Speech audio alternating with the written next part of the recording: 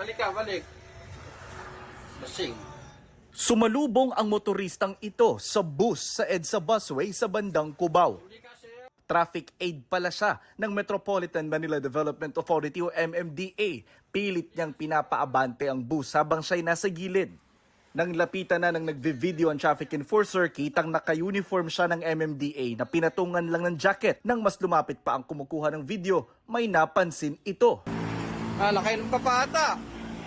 Natukoy na ng MMDA ang motorista sa video. Sinuspende na muna siya sa trabaho at ipinapatawag sa Lunes para formal na magpaliwanag. Galit si MMDA General Manager at dating PNP Chief Nicolas Torre. Pag pumunta pa sa opisina ko, literal na we will throw the book on him. Literal na gagawin ko pa sa kanya dyan. Hindi lang figurative na kasuhan natin. Medyo pang-aabuso na hindi natin ito tolerate yun. Sabi ni Torre, patong-patong na reklamo ang isasampa sa enforcer. Administratibo, kriminal, multa at posible pang sibakin na siya mismo sa MMDA.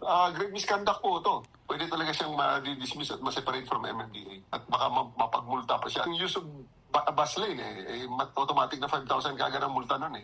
So otherwise, hindi siya makapag-renew ng lisensya.